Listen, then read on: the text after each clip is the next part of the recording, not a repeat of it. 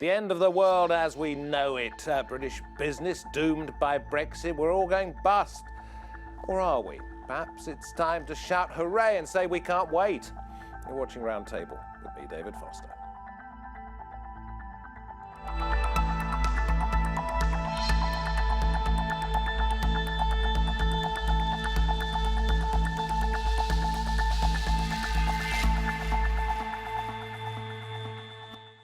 Well, today we have three British business leaders with us who maintain that Brexit could be brilliant.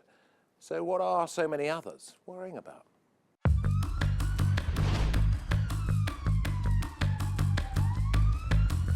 As Britain fast approaches its final deadline to divorce from the EU, business districts in the country are confused.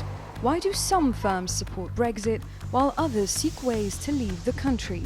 Does anyone really know what effect Brexit will have on business? Brexit means Brexit, and we're going to make a success of it. 26 months after the vote, society and businesses are still not clear on what Brexit means. On March 29, 2019, the UK will leave the EU.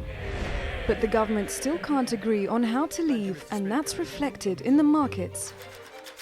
The pound, which is 10% below its pre-referendum level, hit a 10-month low when Foreign Minister Boris Johnson and Brexit Minister David Davis both resigned. And the Bank of England has pushed interest rates above their financial crisis lows, from 0.5 to 0.75. Prime Minister Theresa May's team did thrash out a deal that will see the UK keep many of the same EU rules for goods. Despite government efforts, some companies continue to shift their capital away from Britain. New trade deals will be vital, and a message has already been sent to China that Britain is open for business. Back in 2016, more than 300 business leaders called on Britain to vote leave.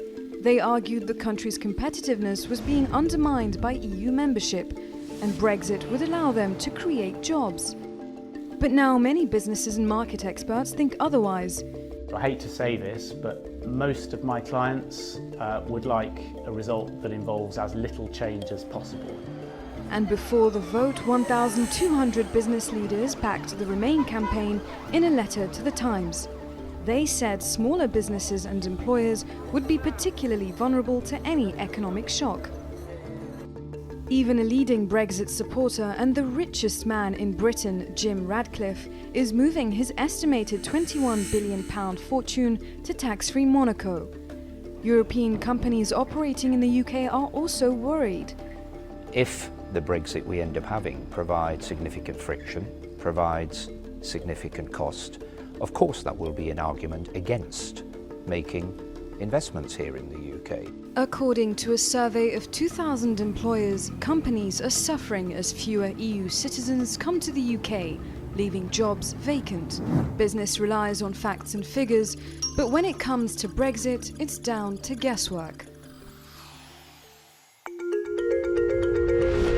With so many questions yet to be answered, and a government still unsure what it wants, let alone businesses, how will the divorce from the European Union affect Britain's economy? With me at the round table, I'm very pleased to say we have Nick Peters, the editorial director of the Manufacturer magazine. John Mills here too, chairman of JML, which promotes and sells household products. We have Farzana Baduel, leads the public relations company Curzon, and Andrew Baxter, managing director at the logistic company Europa worldwide. Both Farzana and Andrew were signatories to the letter by 300 businesses to the Telegraph, arguing that Britain's competitiveness will not be undermined, or it is being undermined by the EU, won't be further undermined if we get out. Thanks a lot for coming in. You two signed that letter, yes, among 300 others. Have you had reason to change your mind, Farzana? Not at all. I think there's an issue between the perception and performance. Last month, Ernst & Young released a report, and although the UK has suffered in terms of perception as an attractive destination for FDI, actually... That's foreign direct investment. Yes, foreign coming in, yeah. Yeah, foreign direct investment. Actually, in 2017, there was an increase, and the UK remains the largest recipient of FDI out of all the European countries. So perception-wise, it has taken a tumble. However, in terms of the actual performance, in terms of attracting FDI, it still remains the clear winner out of all the other European And Andrew, countries. your business delivers all across Europe. I know it does other parts of the world as well, but all the way across Europe, you make sure the goods get to certain places at certain times, the right times. Yeah. Is life going to be more difficult for you? Well, if we leave the customs union, as I presume that we will do, then ultimately it will make trade slightly more complicated between the UK and Europe. In the end, you know, the level of friction that will be created will be relatively modest. And I'm a believer that the benefits of the EU, of leaving the EU, are, you know, more than outweigh the And you stand negative by consequences that it's still an of bringing advantage that to be friction in. outside. So what are the advantages for you? Well, my biggest concern is that I believe that the EU is heading in the wrong direction. I think that the euro was wrong to have been implemented in the first place. I think that's got huge issues stacked up in future, and I think that to distance ourselves from the issues that will come from that will prove to be wise over the medium and long term. So I think that for me the whole EU project is marching in the wrong direction. So for me the thing was that to make sure that we distanced ourselves from that and actually stand up to what is actually happening in Europe. So I didn't particularly at the time see it as this wonderful one-hit opportunity that could transform Britain. I saw it more about distancing ourselves from what they are actually doing. So fair to within say the you rest of think Europe. that the EU is going to tank before Britain does? I think that what they're doing is quite foolish, and I think that it will prove to be a good thing that we're distanced away from that. John, can I come to you in just a moment? But I want to ask Nick, as a professional watcher, if you like, writing for the manufacturer, putting it all, but you talk to a lot of people. Is the story you hear from these two reflected amongst the businesses that you go and see? I think Brexit is so much heart and mind. And I think probably if you scratch every manufacturer in the company, large or small, their reaction to the concept of Brexit will probably be pretty much the same as the referendum result, sort of 52-48, if you like. I think, however, that their minds are telling them we could be in real trouble. We have a government that is frankly not acquitting itself terribly well at the negotiating table. We have the prospect of a no deal coming in. We have the prospect of Andrew's company and many others like his having problems at the border, so that just in time, particularly in the automotive and aerospace industry, just in time delivery is absolutely crucial. Because they don't order until they need it. Effectively, Not even that, it's actually programmed. I mean, these are companies working in close harmony in Czech Republic, in France, Germany, Italy, wherever, and in the UK. And these things are crossing the channel very swiftly, thanks to the brilliance of UK logistics companies. But one hiccup, and then an entire run could go, and that's millions of pounds. John, Brexit billionaires? I don't think in the end Brexit is going to make a huge amount of difference one way or another to Britain's economic performance. I think that the downsides that are predicted by some people tend to be grossly exaggerated, as indeed they were running up to the referendum. I think there are much bigger threats and opportunities for the UK, both in terms of what domestic policies might be implemented and what might happen elsewhere in the world, with Italian banks and Saudi Arabia and all these other flashpoints we've got, Turkey now. So I think that British businesses need to hold their nerve, go on investing, assuming that they're not going to be facing any sort of Armageddon. And we'll just have to make the best of whatever emerges. Do you buy the argument that Europe needs us as much as us being the UK? Europe needs the UK as much as we need Europe? Well, I mean, the figures are that we've got a big balance of payments deficit. They sell to us far more than we sell to them. There was a proportion of their GDP, their exports to the UK are lower than ours to Europe. So it's a bit of a balance there. But I think it would be very detrimental to the European Union to have a big dust up for us and to have tariffs in place. I don't think that makes any sense for anybody. Opportunities, you just used that word. What are they? Well, I think there are opportunities for the UK.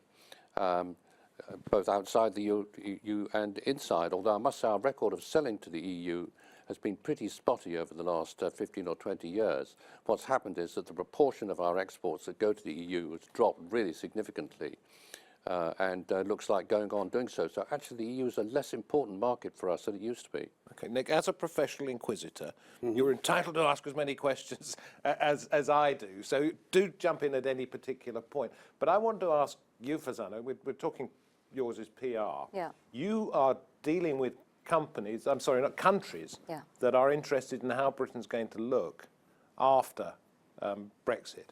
And what are they telling you? I mean, one of our specialisms is we work with other governments in order to build bilateral trade and FDI strategies. And what I found is ever since Brexit took place, we've been working with the Chinese government, regional governments within China, as well as in Spain, and they see it as an opportunity. And their opportunity is that perhaps now the UK would not be so centric in terms of trade and investment with the European 28 countries in the EU, but actually looking elsewhere. Huge opportunities across the Commonwealth. So a lot of the countries in the Commonwealth, they also include fast-growing Asian economies. And they often questioned why the UK was tying itself to a stagnant EU as opposed to using its global network and its soft power. And they see it as stagnant? You just have to look at the growth figures. If you look at the UK, unlike a lot of European countries, has significant soft power around the world because of its language, its history. Even, for instance, my parents came over from Pakistan.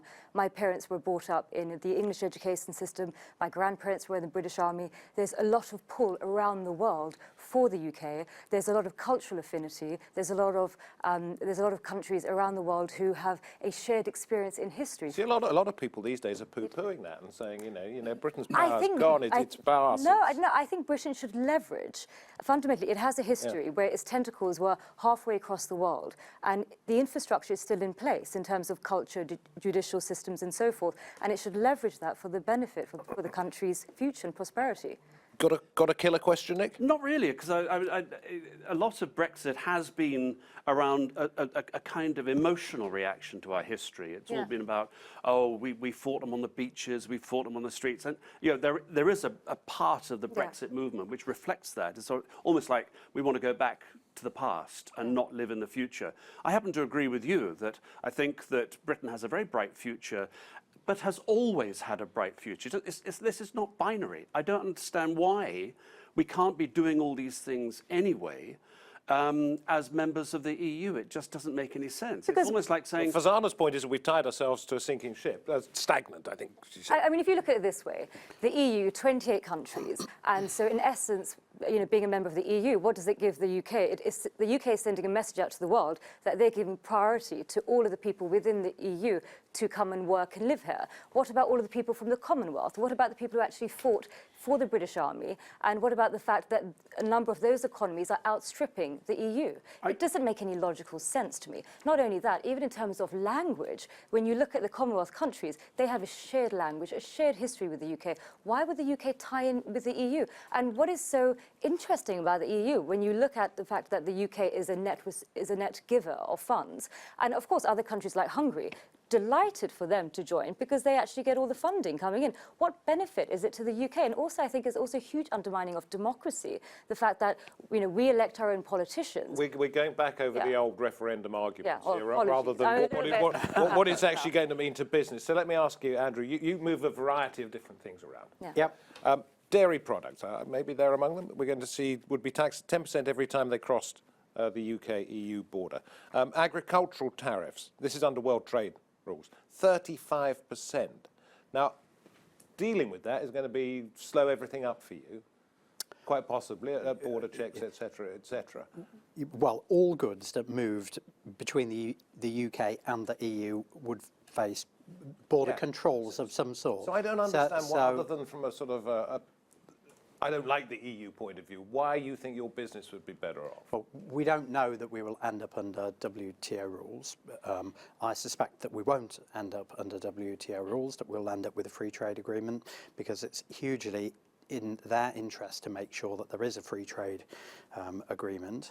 But even if we move to WTO rules, the actual level of taxation on sort of manufactured goods is only something like an average of 3%.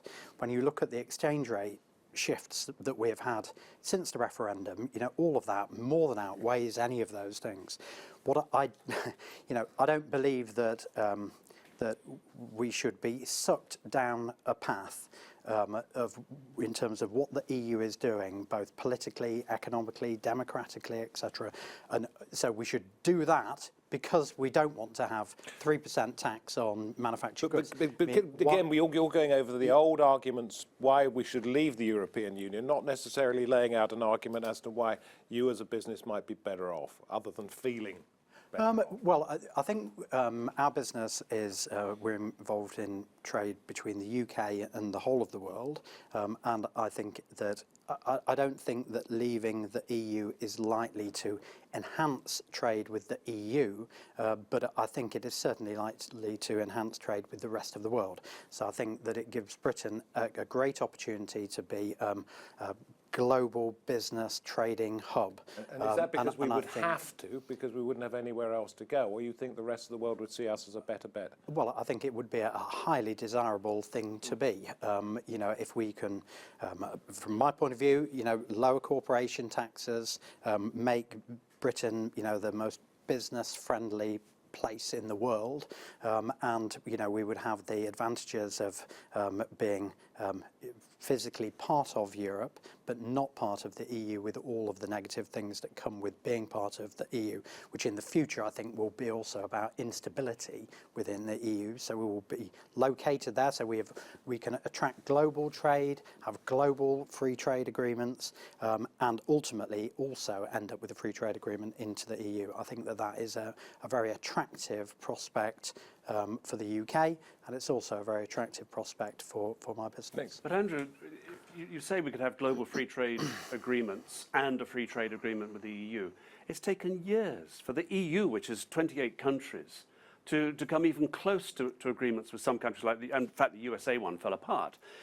Why would we as a single country have any advantage at all in reaching agreements across the globe when 28 countries acting in unison are having difficulty? Sorry, and I think that's exactly the point, because they are 28 countries with 28 different sets of interests that makes it much more complicated for them to negotiate free trade agreements, because we are one country with one government with one national set of interests. They have the Commission, they have the Council. I mean, they speak as one. Well, yeah, I think the Council might speak as one, but that doesn't mean that that all of the member states speak as one, and they all have their own different interests that they're trying to pursue. Are you going to be happy, John, with either WTO rules or a free trade agreement? I think we're better off with a free trade agreement, but I don't think that WTO terms would be that bad.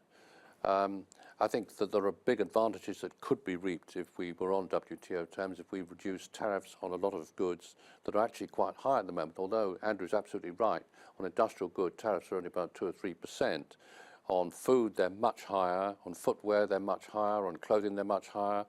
And on agricultural products such as oranges, which we don't produce, we're paying large tariffs at the moment from trade from the outside the EU to protect orange growers in Valencia.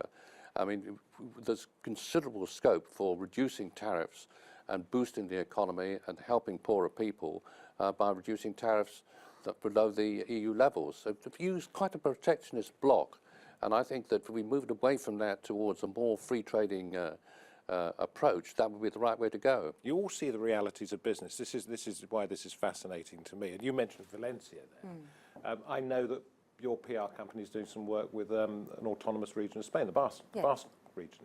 Now, this is interesting because there are other parts of Spain that would like to break away from Europe and be self-ruling in their own way. What are they telling you about the way they're looking at what we're doing, not necessarily for trade, but in terms of the way it's handled? Well, I think the issue here is there's uncertainty, and investors, be it sovereign wealth funds, be it somebody's looking to buy a pied-à-terre in London and so forth, they don't like a climate of uncertainty. So what they're looking at the moment is they're looking for opportunity. And so they're looking at the UK in terms of where can they invest. And also they feel as if the governments that I'm representing, particularly the regions, are thinking now is their chance to actually engage with London, because they feel as if London will now look at them with different eyes, with a renewed vigour in terms of building trade bridges. And so the only issue that I see coming through from the conversations I'm having with my clients is they're a little bit worried about the sort of the tone around Brexit in terms of it being anti-immigrant.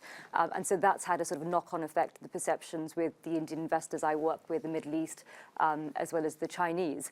But apart from that, they absolutely love this country. Can I just pick up on that, if I may? Because I've spoken to Indian industrialists as well, and people like Lord Bilimoria here, who is a passionate advocate of increasing UK-Indian trade. And he was completely shocked, as was the Indian government, when Prime Minister May would not allow student visas to be...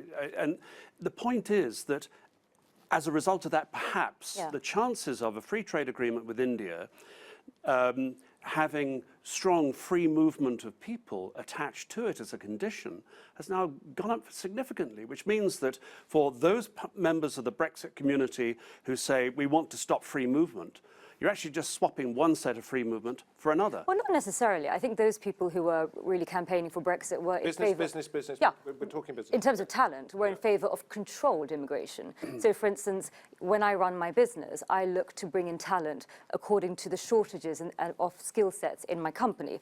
And likewise, for a country, you ought to do the same thing. You ought to look at your country and you ought to think, where are the skill shortages, what are the needs, and also anticipate the next 5-10 years, so not just looking at the next sort of 3-year cycle. And so, therefore, if you're part of the EU and anyone can come in from the 28 countries, is that very good from a business perspective? Because from a business perspective, you want to hire talent wherever they are around the world. Well, I've got to ask, we're getting towards the end of time. Same question to each one of you. No deal, no apocalypse? I don't think it's going to be an apocalypse. I think there is going to be a rough period, but I think it won't last all that long, and we'll come through it. And in the end, business hasn't really got that much to worry about. Okay.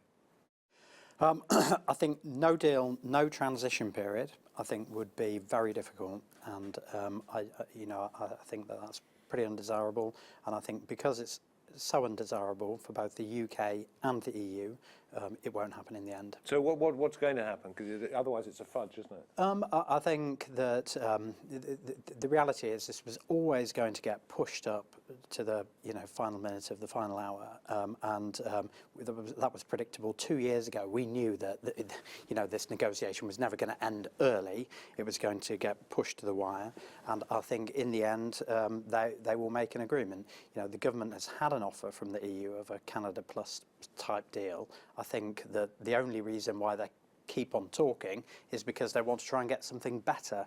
But in the end, I think push came to shove, they probably accept. I was listening to a Radio 4 programme the other day, and the speaker, I'm afraid I missed his name, talked about Britain's position in terms of the G7/G8 in terms of productivity as being pretty appalling. So as somebody who talks to a lot of manufacturers, haven't we got to get our act together to make it work? Completely so. Oddly enough, manufacturing productivity is much higher. It outstrips all the other sectors in our economy. It's still not good enough.